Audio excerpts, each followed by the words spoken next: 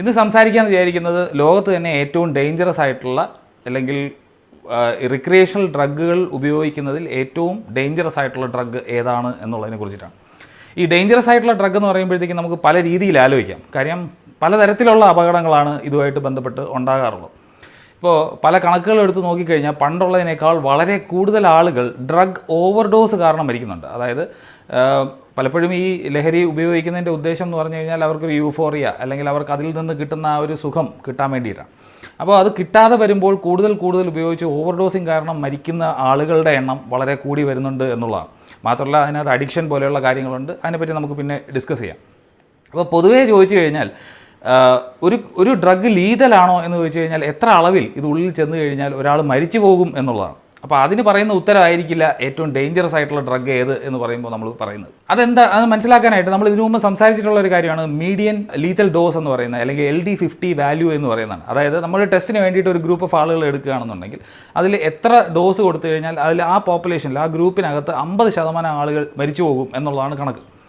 അപ്പോൾ ഒരു kilogram body വെയ്റ്റിന് കണക്കാക്കിയാണ് നമ്മളിപ്പോഴും പറയുന്നത്. അപ്പോൾ നമുക്ക് എത്രയാണോ ശരീരഭാരം അതുകൊണ്ട് മൾട്ടിപ്ലൈ ചെയ്ത് നമുക്ക് ആ ഡോസ് കണക്ക് കൂട്ടാന്നുള്ളതാണ്. അങ്ങനെ നോക്കുകയാണെന്നുണ്ടെങ്കിൽ ഏറ്റവും ടോക്സിക് ആയിട്ടുള്ള കാര്യം ലോകത്ത് എന്താണെന്ന് വെച്ച് കഴിഞ്ഞാൽ ബോട്ടുലിനം എന്ന് പറഞ്ഞ ഒരു പോയ്സണാണ്. അത് എത്രത്തോളം ടോക്സിക് ആണെന്ന് വെച്ച് കഴിഞ്ഞാൽ 1 ഗ്രാമിൻ്റെ അല്ലെങ്കിൽ കൃത്യമായി പറയുകയാണെങ്കിൽ 0.00000007 ഗ്രാം മതി ഒരാൾ മരിക്കാൻ എന്നുള്ളതാണ്. അതാണ് അതിൻ്റെ ഒരു പ്രത്യേകത. അത്രത്തോളം ടോക്സിക് ആയിട്ടുള്ളൊരു സാധനമാണ് ബോട്ടുലിൻ എന്ന് പറയുന്നത്. ബോട്ടോക്സ് എന്നൊക്കെ പറഞ്ഞ് കേട്ടിട്ടുണ്ടോ? ഇതുപോലെ ഇപ്പോൾ ഡ്രഗ്സിൻ്റെ കാര്യത്തിൽ എടുക്കുകയാണെന്നുണ്ടെങ്കിൽ ഇപ്പോൾ ഹെറോയിൻ്റെ കാര്യം എടുക്കാം. ഹെറോയിൻ എന്ന് പറഞ്ഞാൽ നിങ്ങൾക്ക് അറിയായിരിക്കും എങ്ങനെയാണ് അത് ഉണ്ടാക്കുന്നതെന്ന്. അത് കറുപ്പ് അല്ലെങ്കിൽ ഓപ്പിയം എന്ന് നമ്മൾ പറയുന്ന സാധനം, അല്ലെങ്കിൽ ഓപ്പിയം പോപ്പി എന്ന് പറയുന്ന സംഗതിയിൽ നിന്നുണ്ടാക്കിയെടുക്കുന്നതാണ്.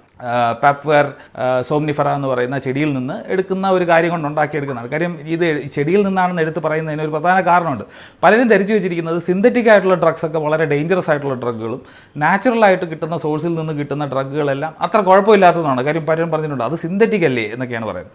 അപ്പോൾ സിന്തറ്റിക് ആണോ അതോ നാച്ചുറൽ ആണോ എന്നുള്ളതല്ല, ഡ്രഗ്സിൻ്റെ അത് എന്തുമാത്രം അഡിക്ഷൻ ഉണ്ടാക്കുന്നുണ്ട്, അത് എന്തുമാത്രം പ്രശ്നങ്ങൾ ബ്രെയിനിന് ഉണ്ടാക്കുന്നുണ്ട്, അത് സാമൂഹികപരമായിട്ടും ഫിസിക്കലായിട്ടും മെൻ്റലായിട്ടും എന്തൊക്കെ പ്രശ്നങ്ങൾ ഉണ്ടാകുന്നു എന്നുള്ളതിനനുസരിച്ചിട്ടാണ് നമ്മൾ അതിൻ്റെ കാര്യം പറയുന്നത്. അല്ലെങ്കിൽ ടോക്സിസിറ്റി പറയുകയാണെങ്കിൽ അത് എത്ര ഗ്രാം എടുത്തു കഴിഞ്ഞാൽ ലീതലാവും എന്നുള്ളത് നോക്കിയിട്ടാണ്. അതൊരിക്കലും നാച്ചുറൽ ആണോ സിന്തറ്റിക് ആണോ എന്ന് നോക്കിയിട്ടല്ല. അപ്പോൾ നാച്ചുറലായിട്ടുള്ള ചെടിയിൽ നിന്ന് എടുക്കുന്ന ഒരു സാധനം തന്നെയാണ് ഈ ഹെറോയിൻ എന്ന് പറയുന്ന സാധനം. അതുകൊണ്ട് അതിന് പ്രത്യേകിച്ച് ഗുണങ്ങളോ അല്ലെങ്കിൽ നല്ലതാണ് എന്നുള്ളതില്ല. അല്ലെങ്കിൽ ഇഞ്ചെക്റ്റബിൾ ആയിട്ടോ സ്നോട്ട് ചെയ്യുക എന്ന് പറഞ്ഞു കഴിഞ്ഞാൽ മൂക്കിലേക്ക് വലിച്ചു കയറ്റുകയോ അല്ലെങ്കിൽ ഏതെങ്കിലും തരത്തിൽ സ്മോക്ക് ചെയ്യുകയോ ചെയ്ത് ഉള്ളിലേക്ക് എടുക്കുകയാണെന്നുണ്ടെങ്കിൽ വളരെ ടോക്സിക് ആയിട്ടുള്ള ഒരു സാധനമാണ്. പെട്ടെന്ന് ബ്രെയിനിലെത്തുകയും ദോഷകരമായി ബാധിക്കാനും കഴിവുള്ള ഒരു സാധനമാണ് ഹെറോയിൻ. മാത്രമല്ല അത് വളരെ ഫാസ്റ്റായിട്ട് അഡിക്റ്റീവാണ്. വിഡ്രോയൽസ് വളരെ പെട്ടെന്ന് വരും. അതായത് ഡ്രഗ്സ് കിട്ടാതിരിക്കുന്ന അവസ്ഥയിൽ അവർക്ക് ഒരുപാട് ബുദ്ധിമുട്ടുണ്ടാവും. കോൾഡ് ഫ്ലാഷസ് ഉണ്ടാവും, ഈ എല്ലുകൾക്കൊക്കെ മുറുകി വലിയുന്നത് പോലത്തെ വേദന ഉണ്ടാവും, ചിലർക്ക് ഛർദ്ദിൽ അതുപോലെയുള്ള പ്രശ്നങ്ങളുണ്ട്. മാത്രമല്ല ഇത് ബ്രെയിൻ സ്റ്റെമ്മിനെ കൂടെ അത് ചെറുതായിട്ട് അതിനെ ബാധിക്കാനുള്ള ഒരു കഴിവുള്ളത് കൊണ്ട് തന്നെ പലപ്പോഴും ഓവർഡോസ് ആവുകയാണെങ്കിൽ ബ്രീത്തിങ് സ്ലോ ഡൗൺ ചെയ്യാനും ചിലപ്പോൾ അത് നിന്നു പോകാനും അല്ലെങ്കിൽ ഹാർട്ടിനെ തന്നെ അതിൻ്റെ റിത്തത്തിനെ എഫക്റ്റ് ചെയ്യാനും ഒക്കെ സാധ്യതയുള്ള തരത്തിലാണ് ഈ പറയുന്ന ഹെറോയിൻ എന്ന് പറഞ്ഞ ഡ്രഗ്. അപ്പോൾ വളരെ ദോഷകരമായിട്ടുള്ളൊരു ഡ്രഗ് അല്ലെങ്കിൽ ഒരു ഡേഞ്ചറസ് ആയിട്ടുള്ള ലീത്തലായിട്ടുള്ളൊരു ഡ്രഗ് തന്നെയാണ് ഹെറോയിൻ എന്ന് പറയുന്നത്. ഇതിന് മാത്രമല്ല നമ്മൾ ശ്രദ്ധിക്കേണ്ട വേറൊരു കാര്യം എന്ന് പറഞ്ഞു കഴിഞ്ഞാൽ ഇത് മാത്രമായിട്ടല്ല പലരും എടുക്കുന്നതെന്നുള്ളതാണ്. ഇപ്പോൾ ഫെൻറ്റാനിൽ പോലെയുള്ള അത് ഒരു സിന്തറ്റിക് ആയിട്ടുള്ളൊരു ഡ്രഗാണ്. ആ ഡ്രഗ് മെഡിക്കൽ പർപ്പസിന് വേണ്ടി എടുത്തതാണ്. പലരും പിന്നെ റിക്രിയേഷണൽ പർപ്പസിന് വേണ്ടി ഉപയോഗിച്ച് തുടങ്ങുകയാണ് ചെയ്തത്. അതിൻ്റെ പ്രശ്നം എന്ന് വെച്ച് കഴിഞ്ഞാൽ ഈ ഹെറോയിനേക്കാളും 50 ടൈംസ് സ്ട്രോങ്ങറാണ്. Not because it is synthetic ആയതുകൊണ്ടല്ല അത് എത്രയാവുന്നത്. അതിൻ്റെ ഒരു പ്രശ്നം സ്ട്രോങ് ആയതുകൊണ്ട് തന്നെ അതൊരു ലിപ്പോഫിലിക് ആയിട്ടുള്ളൊരു സംഭവമാണ്. ലിപ്പോഫിലിക് എന്ന് പറഞ്ഞാൽ കൊഴുപ്പിനോട് താല്പര്യമുള്ളതാണ്. അപ്പം മസ്തിഷ്കം എന്ന് പറയുന്ന സാധനം അറിയാമല്ലോ, ബേസിക്കലി ഒരുപാട് കൊഴുപ്പുള്ളൊരു സ്ഥലമാണ്. അപ്പോൾ അതുകൊണ്ട് തന്നെ വളരെ ഫാസ്റ്റായിട്ട് ബ്രെയിനിലേക്ക് എത്തുകയും ബ്രെയിനിലെത്തുന്നതിനനുസരിച്ചിട്ടാണല്ലോ അനുഭൂതിയും കാര്യങ്ങളുണ്ടാവും. പലരും ഈ ഫെൻറ്റാനിൽ മാത്രമായിട്ടല്ല യൂസ് ചെയ്യുന്നത്, ഫെൻറ്റാനിലും ഹെറോയിനും കൂടെ മിക്സ് ചെയ്തിട്ടാണ് ഉപയോഗിക്കുന്നത്. പലരും ഒരു കോക്ടെയിലാണ് ഉപയോഗിക്കുന്നത്. കാര്യം ഈ കൂടുതൽ ഈ വിൽപ്പനക്കാരും അതായത് വാങ്ങുന്നവരും രണ്ടുപേരും ഇത് കൂടുതൽ ചിലവാകണം എന്നുണ്ടെങ്കിൽ അതിൻ്റെ എഫക്റ്റീവ്നെസ് കൂട്ടുക എന്നുള്ളത്. അപ്പോൾ പല മിക്സ്ചേഴ്സാണ് ഉപയോഗിക്കുന്നത് എന്നുള്ളതാണ്. ഇതുപോലെ തന്നെയാണ് കൊക്കെയിൻ എന്ന് പറയുന്നത് നിങ്ങൾക്കറിയാം, കൊക്ക എന്ന് പറഞ്ഞ ചെടിയിൽ നിന്നുണ്ടാക്കുന്ന സാധനമാണ്. അതിനകത്തുള്ള ഒരു ആൽക്കലോയിഡാണ് എന്ന് വേണമെങ്കിൽ പറയാം. അതിനകത്ത് മെയിനായിട്ട് ആ ഒരു എഫക്റ്റ് ഉണ്ടാക്കുന്ന സാധനം.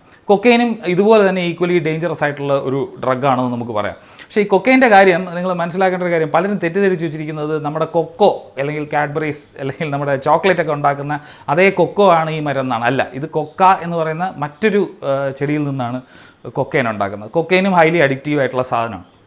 മറ്റൊരു സാധനം അല്ലെങ്കിൽ അത്രയും ഈക്വലായിട്ട് പറയാൻ പറ്റുന്ന ഒരു സാധനമാണ് മെത്താംഫെറ്റമീൻ എന്ന് പറയുന്ന സാധനം. മെത്താംഫെറ്റമീൻ നിങ്ങൾ കേട്ടിട്ടുണ്ടാവും.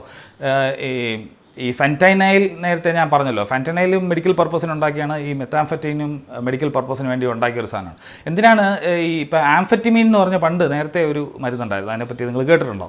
അപ്പോൾ ആംഫെറ്റമീനേക്കാൾ എഫക്റ്റീവായിട്ട് ഉണ്ടാക്കാൻ പറ്റിയ ഒരു സാധനമാണ് ഈ മെത്താംഫെറ്റമീൻ എന്ന് പറഞ്ഞൊരു സാധനം. മെത്താംഫെറ്റമീൻ കുറച്ചുകൂടെ എഫക്റ്റീവാണ്.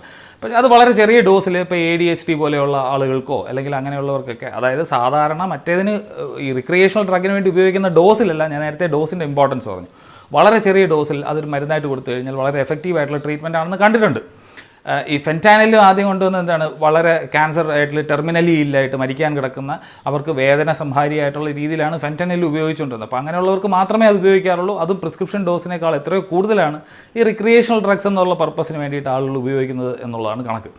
അപ്പോൾ പറഞ്ഞു വന്നത് മെത്താംഫെറ്റമീനും ഈ ആംഫെറ്റമീൻ എവിടെയൊക്കെയാണോ കൊടുത്തുകൊണ്ടിരുന്നത് അതുപോലെ തന്നെയാണ് കൊടുക്കുന്നത് കൂടുതലും ADHD പോലെയുള്ള കാര്യങ്ങൾ, അല്ലെങ്കിൽ ചിലപ്പോൾ ക്രോണിക് പെയിനൊക്കെ കൊടുക്കുന്നതായിട്ട് ചില റെക്കോർഡ്സൊക്കെ ഉണ്ട്. അപ്പോൾ അങ്ങനെയുള്ള ആവശ്യങ്ങൾക്ക് കൊടുക്കുന്നതിനേക്കാൾ എത്രയോ മടങ്ങാണ് പലപ്പോഴും ഈ എഫക്റ്റ് ഉണ്ടാവാനായിട്ട് റിക്രിയേഷണൽ ഡ്രഗിനകത്ത് ഉപയോഗിക്കുന്നു എന്നുള്ളതാണ്. അപ്പോൾ ഇതെല്ലാം ലീതലാണ്. ഇപ്പോൾ ഹെറോയിൻ്റെ കാര്യം പറഞ്ഞു, കൊക്കൈൻ്റെ കാര്യം പറഞ്ഞു, ഫെൻറ്റാനിലിൻ്റെ കാര്യം പറഞ്ഞു, അതുപോലെ തന്നെ മെത്താംഫെറ്റമീൻ്റെ കാര്യം പറഞ്ഞു. ഇനി ആക്ച്വലി ഈ ഡേഞ്ചറസ് എന്ന് പറയുമ്പോഴത്തേക്കും സോഷ്യൽ പബ്ലിക്കിൽ ഉണ്ടാക്കുന്ന പ്രശ്നങ്ങൾ, അവനവന് തന്നെ ഉണ്ടാകുന്ന ദോഷങ്ങൾ, എക്കണോമിക്, ഇതെല്ലാം കൂടെ ഒരു 10-14 ക്രൈറ്റീരിയ വെച്ച് നമ്മൾ നോക്കുകയാണെന്നുണ്ടെങ്കിൽ കണ്ടുവരുന്ന ഒരു കാര്യം എന്ന് പറഞ്ഞാൽ, ഇപ്പോൾ WHO കണക്ക് പ്രകാരം തന്നെ ഈ ഡേഞ്ചറസ് ഡ്രിങ്കിങ് കാരണം അല്ലെങ്കിൽ ആൽക്കഹോൾ കാരണം 3.3 മില്യൺ ആണ്, അല്ലെങ്കിൽ ഏതാണ്ട് 30 ലക്ഷത്തോളം ആളുകളാണ് ഒരു വർഷം മരിക്കുന്നത് എന്നുള്ളതാണ്.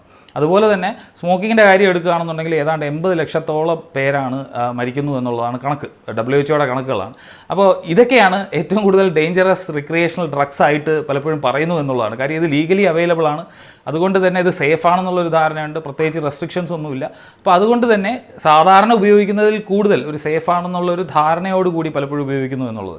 മറ്റേത് പലരും വളരെ കോഷ്യസ് ആയിട്ടാണ് ഇല്ലീഗൽ ആയതുകൊണ്ടും റെസ്ട്രിക്റ്റഡ് ആയതുകൊണ്ടും ഉപയോഗിക്കുന്നതെങ്കിൽ ഇതിനകത്ത് പ്രത്യേകിച്ച് അങ്ങനെ റെസ്ട്രിക്ഷൻ ഒന്നും ഇല്ലാത്തതുകൊണ്ട് ഇത് വളരെ കാര്യമായിട്ട് അല്ലെങ്കിൽ കൂടുതൽ ടാക്സ് കൊടുക്കുന്നു, ഉപയോഗിക്കുന്നു എന്നുള്ള ഒരു കാര്യത്തിലേക്ക് പോകുന്നു എന്നുള്ളതാണ് പലപ്പോഴും പല കണക്കുകളും കാണിക്കുന്നത്. നേരത്തെ പറഞ്ഞൊരു കാര്യമായി, ഇപ്പം നമ്മുടെ ചാനലിൽ ഇതിനു മുമ്പ് ഞാൻ പറഞ്ഞിട്ടുള്ള ഒരു കാര്യമാണ്, ഇപ്പോൾ ഒരു സാധനം എന്താണ്, ഒരു വസ്തു എന്താണ് എന്നുള്ളതിനെ പറ്റി കൃത്യമായി പറയുക എന്നുള്ളതാണ്. അല്ലാതെ നമ്മുടെ ഉപദേശം കൊടുക്കുന്ന ചാനലല്ല. ഇത് കേട്ട് കഴിഞ്ഞാൽ കൃത്യമായി ബോധമുള്ള ഒരു മനുഷ്യനാണെങ്കിൽ മനസ്സിലാവും ഏതൊക്കെ കാര്യങ്ങളാണ് പ്രശ്നം, ഏതൊക്കെയാണ് എന്ന് പറഞ്ഞ് ഹെറോയിനോ കൊക്കൈനോ പ്രശ്നം ഇല്ല എന്ന് ഞാൻ പറഞ്ഞു എന്ന് പറയരുത്. അങ്ങനെയല്ല ഞാൻ പറഞ്ഞത്. ലീതലായിട്ടുള്ള പ്രശ്നങ്ങളിലേക്ക് പെട്ടെന്ന് പോകാനായിട്ട്, പ്രത്യേകിച്ച് ഇഞ്ചെക്റ്റബിൾസ് ഒക്കെ ഉപയോഗിക്കുമ്പോൾ പെട്ടെന്ന് ഓവർ ഡോസിലേക്കൊക്കെ പോകാനുള്ള സാധ്യതയുള്ളത് നേരത്തെ പറഞ്ഞതുപോലെ ഹെറോയിനും കൊക്കൈനും അതുപോലെയുള്ള കാര്യങ്ങളാണ്. ഈ മെത്താംഫെറ്റമീനായിരിക്കും നിങ്ങളൊരു പക്ഷേ കേട്ടിട്ടുണ്ടാകും, ക്രിസ്റ്റൽ മെത്ത് എന്നൊക്കെ പറഞ്ഞ് കേൾക്കുന്ന സാധനങ്ങളൊക്കെ മെത്താംഫെറ്റമീനാണ്. ഒരു ക്രിസ്റ്റൽ ഫോമിൽ അവൈലബിൾ ആണ്. മെത്താംഫെറ്റമീൻ എന്ന് പറഞ്ഞ സംഗതി തന്നെയാണ് അതിനകത്ത് ഉള്ളത്. അത് പൊടിക്കുകയാണ് സാധാരണ ചെയ്ത്, പൊടിച്ചിട്ടാണ് അത് ഈ യൂസ് ചെയ്യുന്ന ആളുകൾ ഉപയോഗിക്കുന്നത്. അപ്പോൾ ഇത്രയും കാര്യങ്ങൾ പറയണമെന്നാണ് ഇതിനകത്ത് പ്രധാനമായിട്ടുണ്ടായിരുന്നത്. നമ്മൾ കരുതുന്ന രീതിയിലല്ല പലപ്പോഴും ഒരു ഡ്രഗ് ഡേഞ്ചറസ് ആവുന്നത് എന്നുള്ളതാണ്. ഇതുപോലെയുള്ള കാര്യങ്ങളൊക്കെ തുടങ്ങിക്കഴിഞ്ഞാൽ അതിനകത്തുനിന്നുള്ള വിഡ്രോവൽസും ബാക്കിയുള്ള കാര്യങ്ങളിലേക്കൊക്കെ പോകുന്നത് വളരെ കഷ്ടമുള്ള കാര്യമാണ്. പലരും ഉപയോഗിക്കുന്നത് ഇപ്പോൾ പ്രേമനൈരാശ്യം അല്ലെങ്കിൽ എന്തെങ്കിലും ആങ്സൈറ്റി അല്ലെങ്കിൽ ഡിപ്രഷൻ എന്നൊക്കെ പറഞ്ഞ കാര്യങ്ങൾ കൊണ്ട്, അല്ലെങ്കിൽ അത് പറഞ്ഞിട്ടാണ് പലപ്പോഴും ഇതുപോലെയുള്ള റിക്രിയേഷണൽ ഡ്രഗുകൾ ഉപയോഗിക്കുന്നത്, അല്ലെങ്കിൽ ഒരു പാർട്ടി ഡ്രഗായിട്ടൊക്കെ ആയിരിക്കും ഉപയോഗിക്കുന്നത്. പക്ഷേ അതിൻ്റെ പ്രശ്നം എന്ന് പറഞ്ഞു കഴിഞ്ഞാൽ അതിന് കുറച്ചുകൂടെ ബെറ്റർ ആയിട്ടുള്ള സൊല്യൂഷൻസ് നമുക്ക് ഒരു മെഡിക്കൽ രംഗത്തുള്ള ഒരു വിദഗ്ധൻ്റെ കയ്യിൽ നിന്ന് കിട്ടാവുന്ന ഒരു കാര്യമാണ്.